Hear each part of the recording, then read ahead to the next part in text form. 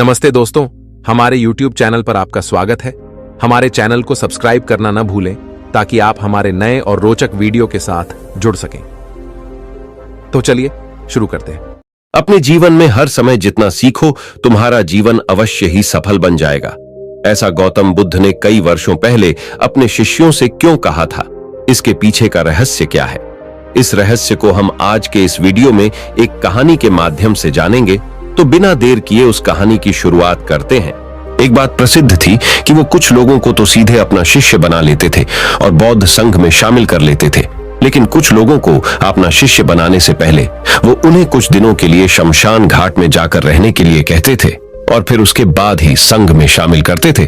तो आखिरकार वो ऐसा क्यों करते थे, इसे हम जानेंगे आज के इस कहानी के माध्यम से। एक दिन महात्मा बुद्ध से दूर हिमालय से एक व्यक्ति मिलने आता है और वह बुद्ध से कहता है, मैं आपके संघ में शामिल होना चाहता हूं। कृपया करके आप मुझे दिशा दीजिए और अपने संघ में शामिल होने दीजिए।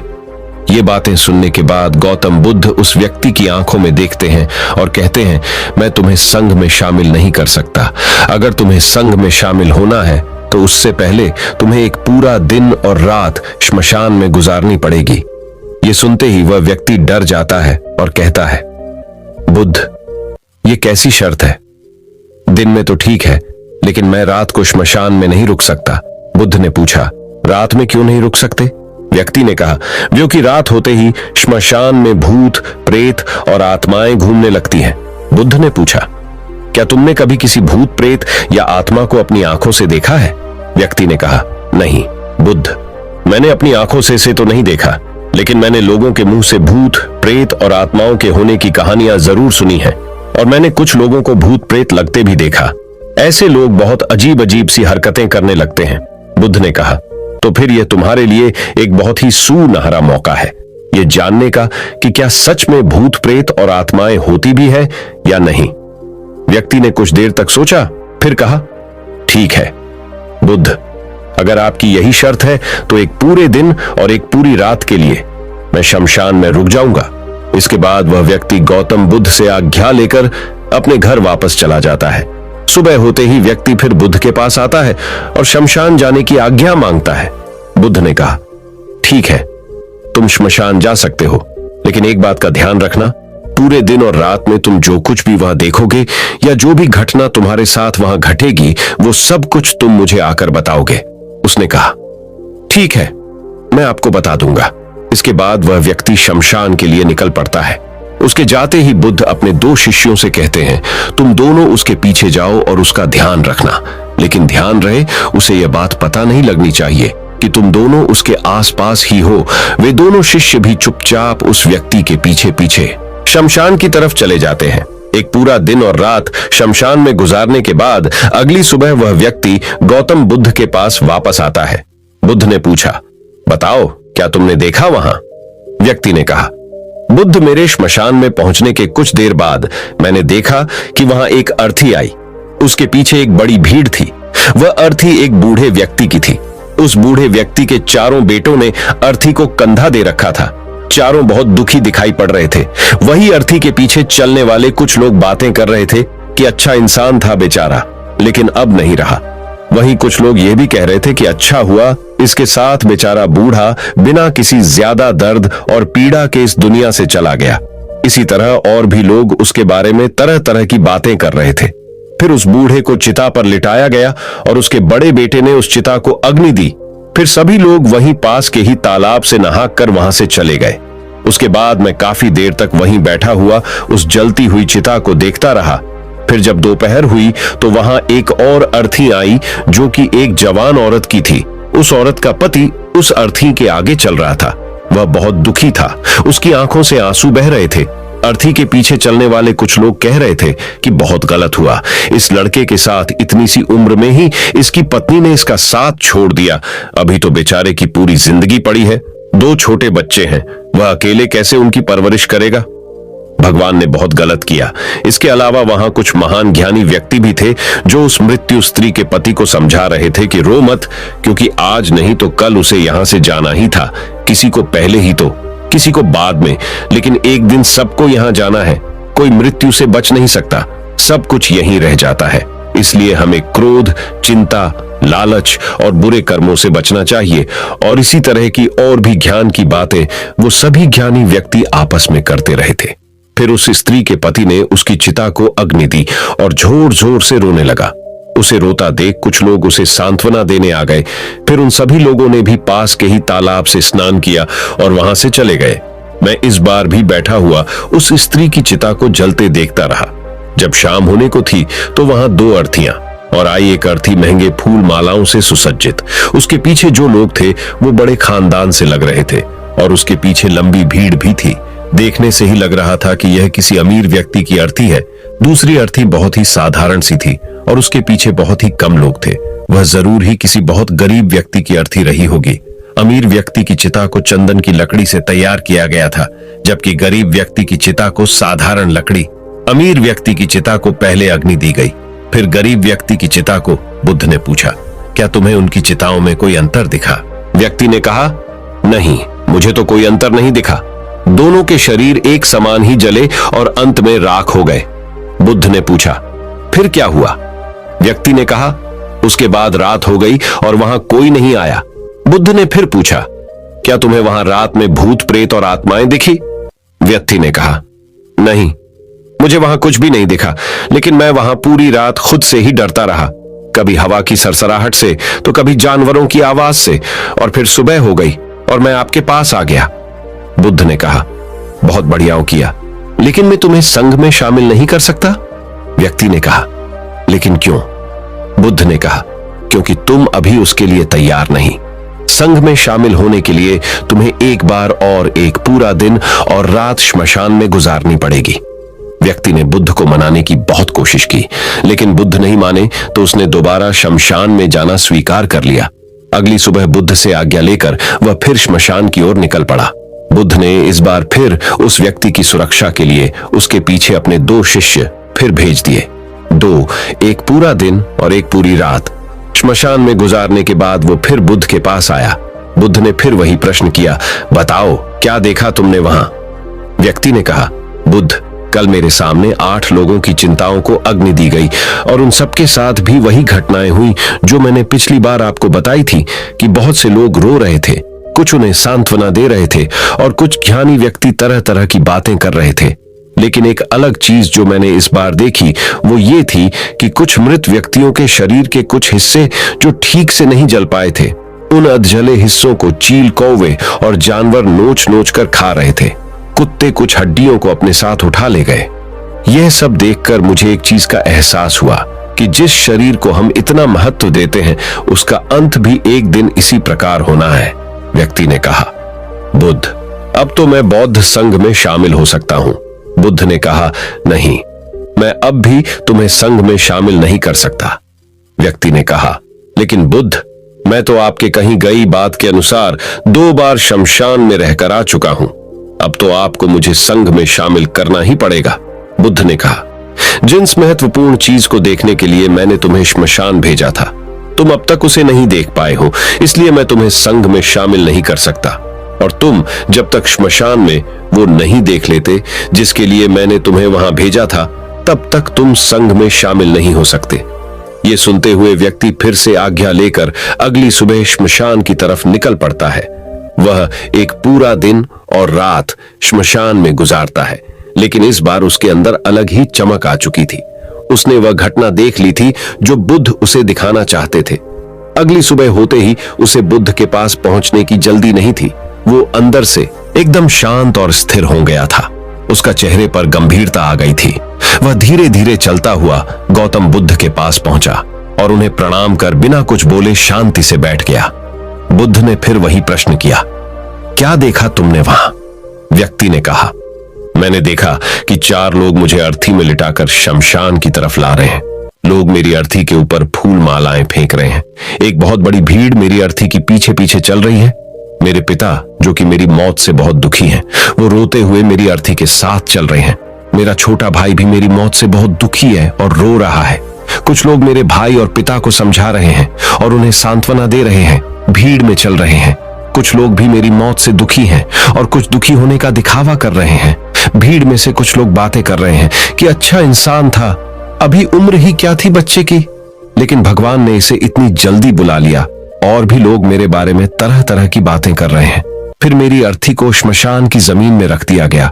मैं सांस लेना चाहता था, लेकिन मेरे अंदर सांस नहीं थी। मैं अपने हाथ पैरों को हिलाना चाहता, लेकिन मैं हिला नहीं पा रहा था।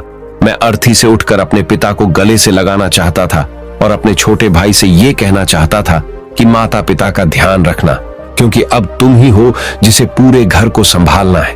उसके बाद मुझे उठाकर चिता में लिटा दिया गया। फिर मुझे एक कपड़े से ढक दिया गया। उस कपड़े के बाहर मुझे कुछ भी दिखाई नहीं दे रहा था। फिर मेरे ऊपर बहुत सी लकड़ियां रख दी गई। वो मुझे बहुत भारी लग रही थी। मैं उन्हें हटाना चाहता था। मुझे अंदर घुटन महसूस हो रही थी। फिर कुछ समय पश्चात मुझे गर्मी का आभास हुआ। मैंने देखा कि मेरे पूरे शरीर पे आग लग चुकी थी। मेरा पूरा शरीर किसी लकड़ी की भांति जल रहा था। मैं चिल्लाया, लेकिन मेरे मुंह से आवाज नहीं निकली। मैं उस अग्नि में पूरी तरह से खो गया था। मैं पूरी रात खुद को ऐसे ही जलता देखता रहा और अंत में मैंने पाया कि मैं राख में तब्दील हो चुका हूं। उस पूरी रात मैं पता नहीं कहां खोया रहा। ना तो मैं डरा और ना ही मुझे किसी प्रकार के डर का एहसास हुआ। और सुबह होते ही मैं आपके पास आ गया। यह सब सुन बुद्ध मुस्कुराए और बोले, अब तुम संघ में शामिल हो सकते हो। बुद्ध ने आगे कहा, जीवन को वही व्यक्ति समझ सकता है जिसने मृत्यु को समझ लिया हो। जैसे एक बीमार व्यक्ति ही स्वस्थ रहने के महत्व को अच्छे से समझ सकता है। ध्यान और साधना में उतरने के लिए अंदर ज्ञान का बीज होना बेहद आवश्यक है, और वह ज्ञान का बीज कल रात तुम्हें वहां मिला। तुमने वहां जाकर यह महसूस कर लिया कि तुम्हारा शरीर नश्वर है और तुम्हारे साथ कुछ भी नहीं जाने वाला, सब यहीं रह जाएगा। जब तुम पहले 2 बार शमशान गए तो तुम भी उन्हीं ज्ञानी व्यक्तियों की तरह ही थे, जो श्मशान में जाते ही धार्मिक हो जाते हैं, जिन्हें वहां जाते ही मृत्यु की याद आती है, शरीर के नश्वर होने की याद आती है, और वहां बड़ी बड़ी बातें करते हैं। लेकिन वहां से निकलते ही फिर पहले जैसे हो जाते हैं, वैसे ही सारे बुरे काम करते हैं, अधर्म करते हैं, खुद के शरीर से मोह करते हैं, इसे अमर मान लेते हैं और दूसरों से ऐसा व्यवहार करते हैं जैसे वह यहां हमेशा रहने वाले हैं। लेकिन जब तुम तीसरी बार वहां गए तो तुम्हें अंदर से यह आभास हुआ कि तुम असल में वो नहीं हो जो तुम खुद को मानते हो। खुद के अंदर गहरा ध्यान और समर्पण पैदा करने के लिए शरीर की नश्वरता और मृत्यु का अनुभव करना बेहद आवश्यक। अब जो ज्ञान का बीज तुमने कल रात वहां पाया है, उसे अपने ध्यान में परिवर्तित करना है और उसे इतना बड़ा करना है, जो व्यक्ति तुम्हारे पास आए उसकी समस्या को तुम आसानी से दूर कर सको। सीखा। इस कहानी से हमें शिक्षा मिलती है कि हमारा शरीर नश्वर है। किसी व्यक्ति ने जन्म लिया है तो उसकी मौत निश्चित है। इसलिए हमें क्रोध, लालच और काम वासना आज ही छोड़ देनी चाहिए।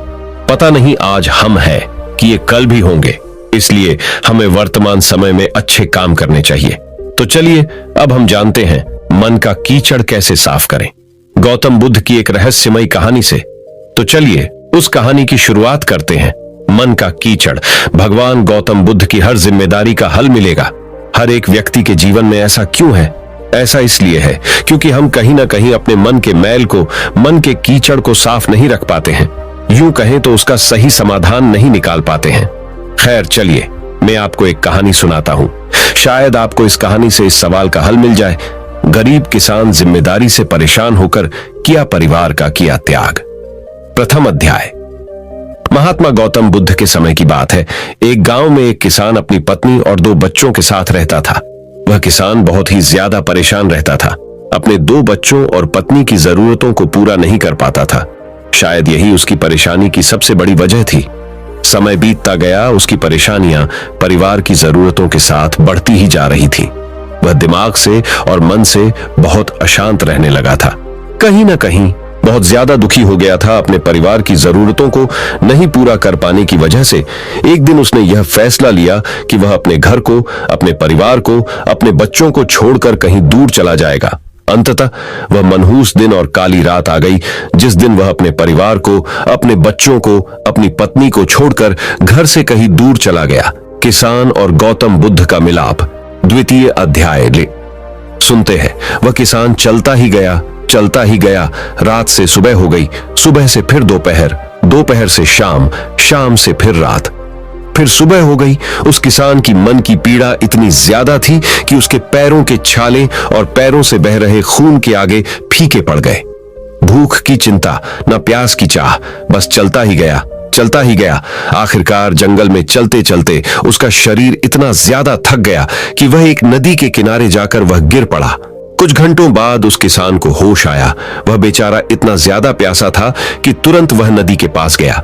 जैसे ही वह पानी पीने के लिए हाथ पानी में डाला, उसे सामने नदी के उस पार कुछ लोगों का इंड दिखाई दिया। उसने ध्यान से देखा तो उसे एक वृक्ष के नीचे महात्मा गौतम बुद्ध बैठे हुए नजर आए। वह तुरंत दौड़ के उनके पास गया और उनके पैर पर गिरकर बोला कि हे महात्मा, हे भगवान गौतम बुद्ध, मुझे अपनी शरण में ले लीजिए, मुझे अपना शिष्य बना लीजिए। महात्मा गौतम बुद्ध के शरण में आया हुआ कोई भी व्यक्ति खाली हाथ वापस नहीं जाता। ये किसान तो केवल उनका शिष्य बनना चाहता था। महात्मा गौतम बुद्ध जी ने उसकी मनोदशा को देखते हुए उसे अपना शिष्य बना लिए।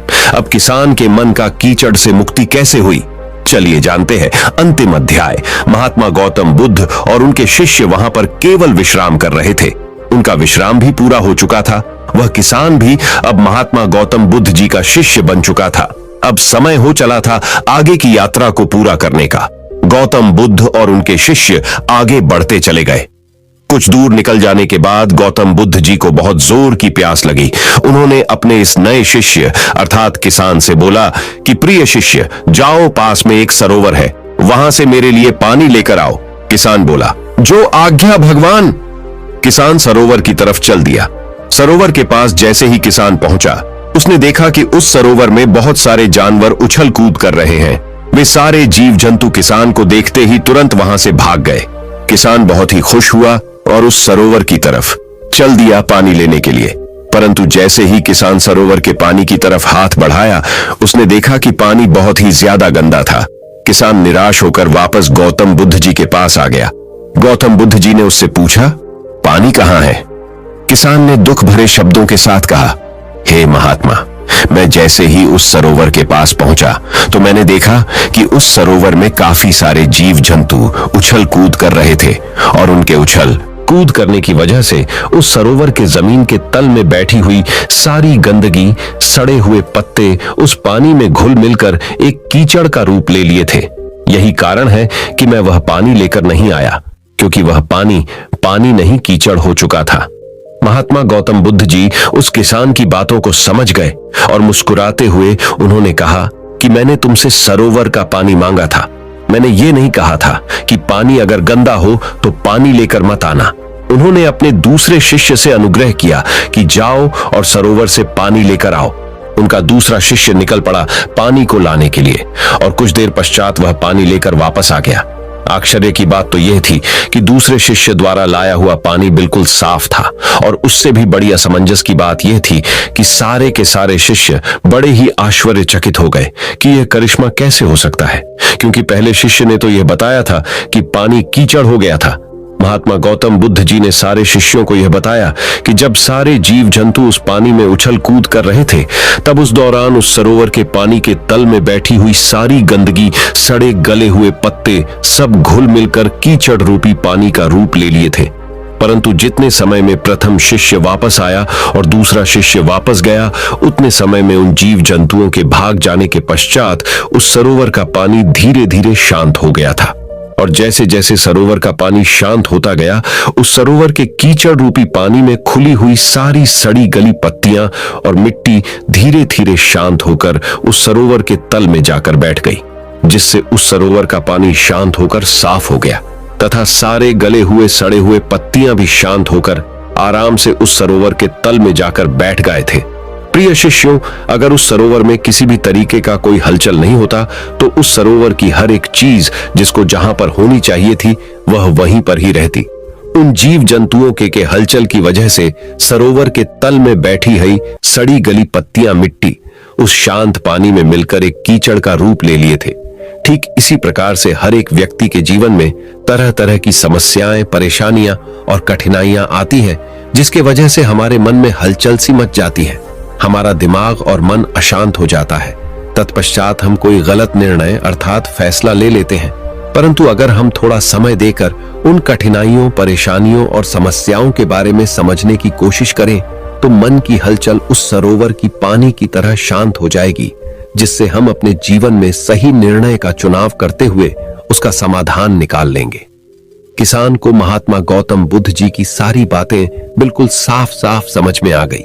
उसे यह भी समझ में आ गया कि उसके परिवार में आई हुई सारी परेशानियां, दिक्कतें और जिम्मेदारियां भी इसी सरोवर के सड़ी गली हुई पत्तियों और मिट्टी रूपी कीचड़ की तरह ही है।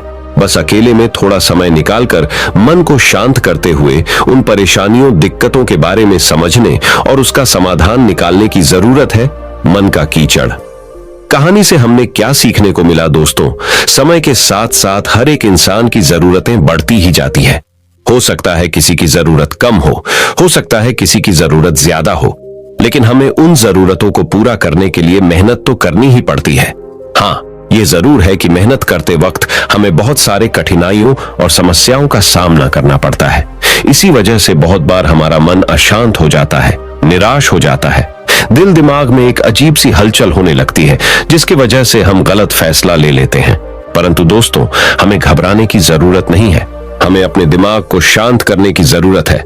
थोड़ा समय देकर इसके बारे में सोचने की जरूरत है। इसका समाधान